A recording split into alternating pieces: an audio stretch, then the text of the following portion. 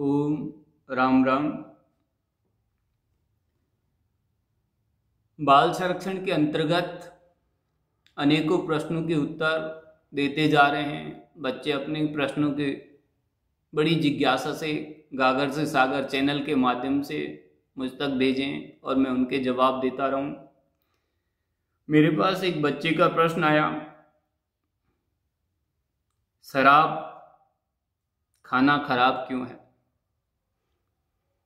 तो पहले तो निश्चित है कि या तो यह अपनी किसी भूल से बाहर निकलना चाहता है, या ये निश्चित है कि उसके मन में किसी अपने करीबी से इस बात को लेकर के मन में दुरूह है। तो पहला बात तो मैं कहूँगा कि इसमें पैसा बर्बादी होती है, स्वास्थ्य की बर्बादी होती है, बुद्धि की बर्बादी होती है, मुंह और शरीर से दुर्गंध आती है, समाज में नाम खराब होता है, बच्चों के मन में शराबी के लिए नफरत होती है, घर में लड़ाई झगड़ा होता है, बाहर वालों से कई बार मारपीट तक हो जाती है।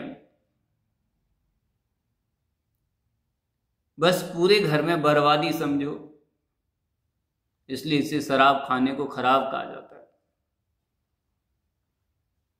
इसलिए मैं इतना ही कह पाऊंगा कि जीवन को उस दायरे पर देखो, उस अनुकूल कर्म पर देखो जो कर्म आपको सार्थक बनाए। आपने बहुत अच्छा प्रश्न किया। आपके इर्द गिर्द कोई भी ऐसी आशंका हो, भगवान से प्रार्थना करता हूं कि वो आशंका जल्दी छट जाए। और आपने क्वेश्चन किया तो मैंने पैसे से लेकर स्वास्थ्य तक, समाज से लेकर व्यवहार तक उसके सारे परिणाम बताए कि ये कहाँ कहाँ व्यक्ति के जीवन को निकृष्ट कर देता है, खराब कर देता है। तो आपसे मेरी भाव से आपके प्रति मेरा भाव होगा कि आपने जो सुना उसके प्रति आप अपने जीवन में तत्पर रहेंगे और बहुत अच्छा करेंगे, क्योंकि आपने प्रश्न किया है। अगर कोई व्यक्ति किसी चीज़ पे प्रश्न लगाने लग जाए तो निश्चित तौर पे उसका जीवन का उत्थान होना निश्चित है। आपने अपने जीवन के उत्थान के लिए सोचा। मैं भी माँ भुवनेश्वरी से प्रार्थना करता हूँ कि आपका जीवन सार्थक हो, समर्थ हो और पूरी कामयाबी के साथ आगे बढ़ें।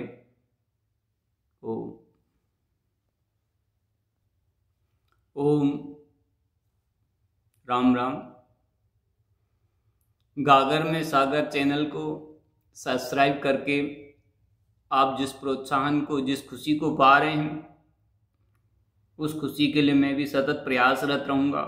मेरे पास प्रश्न आते रहते हैं, उनके जवाब देना मेरे लिए अति आवश्यक है। और बाल जिज्ञासा, मैंने इस चैनल के ऊपर ज़्यादातर अपने भाव को रखा है बच्चे का स्वास्थ्य, शिक्षा और उसका जीवन चक्र, कैरियर। जहाँ वो इन चीज़ों को पकड़ लेगा वहाँ वो आगे अपने माता पिता, समाज, अपने देश, अपनी हर चीज़ को अच्छे से उभार लेगा। क्योंकि उसका स्वास्थ्य ठीक होगा, उसकी शिक्षा ठीक होगी, उसके संस्कार ठीक होंगे और उसकी आजीविका ठीक होगी, तो निश्चित तौर पे वो समाज के रूप में अच्छे से उपभोग करता है। बच्चे ने मेरे से जिज्ञासा की, क्या आपको पता है नरक का दरवाजा कैसे होता है? नरक क्या चीज है?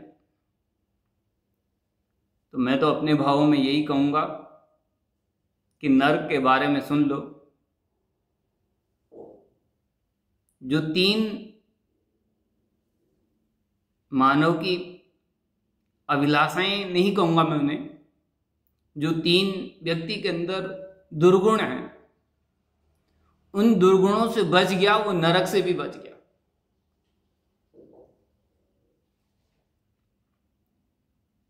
और जो इनसे नहीं बचा उसे नरक से कोई रोक नहीं सकता, क्योंकि उसके जीते जी नरक है। पहले है काम, क्रोध और लोभ। काम, क्रोध और लोभ में पड़ा हुआ व्यक्ति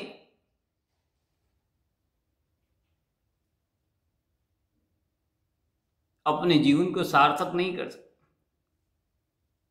क्योंकि सिवाय कर्म करे लेकिन मर्यादित, और प्रभु का चिंतन करे अनंत कोटि, क्योंकि उस प्रभु ने ही कर्म की चेतना के लिए इस पृथ्वी पर भेजा है कि कर्म की चेतना में जाकर कुछ सुकर्म करके आप। इसलिए मेरा जवाब ये होगा, काम, क्रोध और लोभ, मोह, मत्सर, अहंकार, इन चीजों को न पाल करके हम बड़ी विनम्रता से कर्म रूपी, धर्म रूपी और सेवा रूपी इन चीजों में लग जाएं। कर्म करते रहेंगे, शरीर निर्मल होगा, धर्म करते रहेंगे, बुद्धि निर्मल होगी, और सेवा करते रहेंगे, मन निर्मल होगा। तो इन चीजों को पकड़ करके हम अगर जीवन को चलाते हैं तो हमारा जीवन बहुत सार्थकता को पा जाता है और जीवन प्रसन्नता की सीढ़ियां पकड़ लेता है।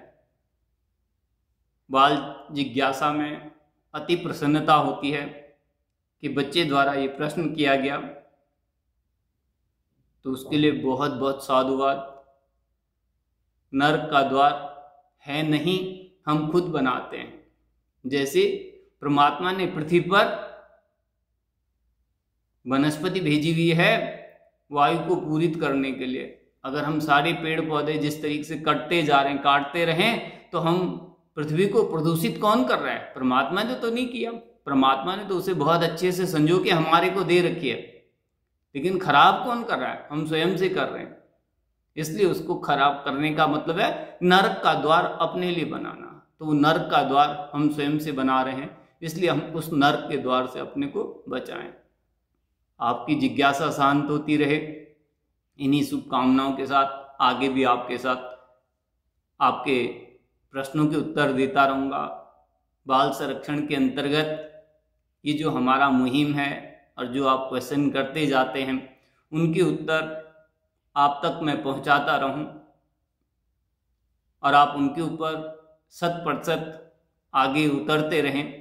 इन्हीं शुभकामनाओं के साथ मैं आप सबकी जीवन के लिए शुभकामनाएं करते हुए माँ भुवनेश्वरी से प्रार्थना करता हूँ कि आप चिर आयु और अपने जीवन में सार्थकता को प्राप्त करें और अपने देश धर्म के प्रति तल्लीनता से कर्म करें। ओम।